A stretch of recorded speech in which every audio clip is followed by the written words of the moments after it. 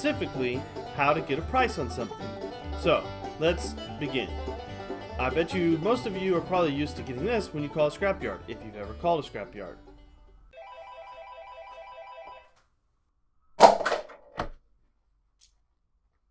Scrappy scrapyard.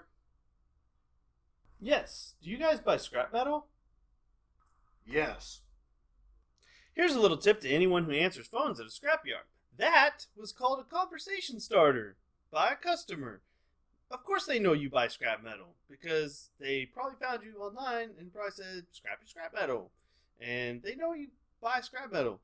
It's just a conversation starter. That's all. No need to be like, yes.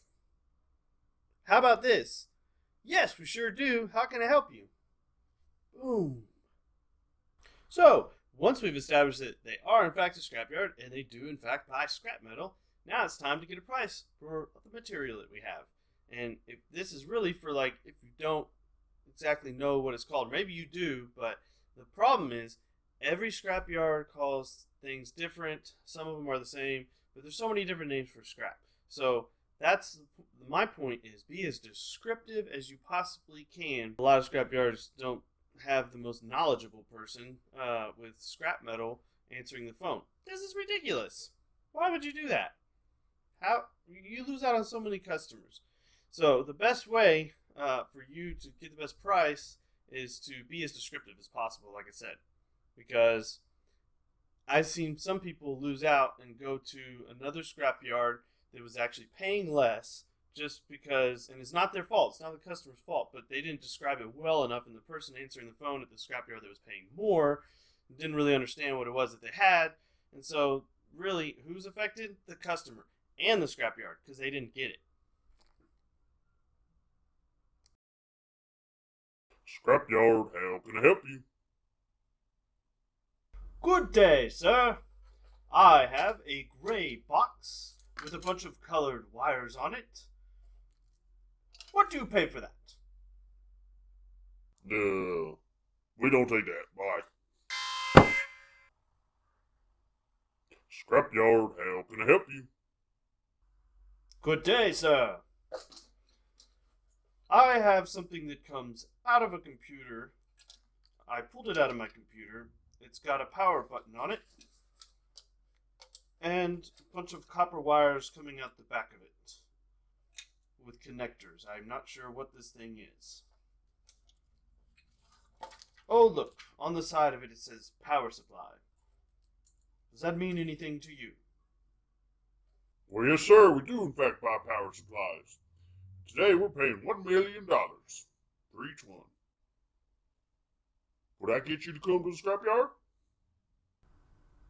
Absolutely. I don't really talk like that. I'll be there just a second. So, as you can see from my examples, the more descriptive you are, the better chance you're going to actually get the correct price for that item that you're trying to sell.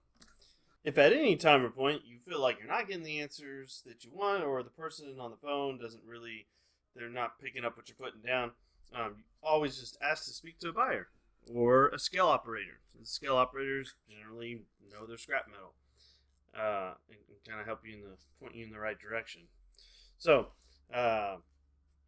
speak to a buyer or scale operator, and if they're like, well, I am the buyer or whatever, ask to speak to a manager, and they're like, no, then just don't go to that scrapyard. This is Terrell. He answers the phones at Bracken Recycling. Hi. And he knows everything, don't you, Terrell? Yes. Another good way to find out what you have if you're not sure what it's called is to just Google it. Look it up. We got on Google for that same part. I would look up computer parts. Let's click on... Oh, I see it right here. Let's click on images. Oh, look, right here. That looks like what we had. It's called a power supply. So we'll call the scrapyard. Tell them we have a power supply. The end. And here's something cool on our website. So if you go to www.brackenrecycling.com, I'll show you how to do this, and I'm probably going to change this around because I just found out this morning. I realized it's kind of tricky to find. But if you click on this tab that says, I've never done metal recycling before, And then if you click on this, need to ask us a question, click here. This should be on our contact page. You can enter all this stuff, and we don't send constant email contact stuff out, just so you know. Anyways, if you enter your information here, type in a question, you can say send my question, and look on the bottom here, if you click this, whoop, I highlighted the wrong thing.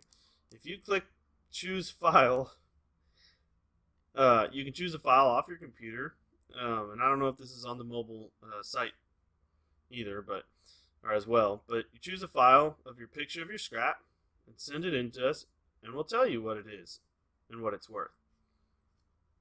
There you go. So to sum everything up really quick, when you call a scrapyard, you want to be as descriptive as possible, and you do that by finding out what that item is called, look for names on the actual item, or Google it, look at it on the intranet, try to find it, and ask to speak to a buyer or a scale operator if you don't feel like you're getting the right price or they don't know what you're talking about, and ask if they pay more for more weight after they give you a price. Make sure, because sometimes they only give you one price, and sometimes they have a better price for people to bring you more weight. Ask them what that weight needs to be.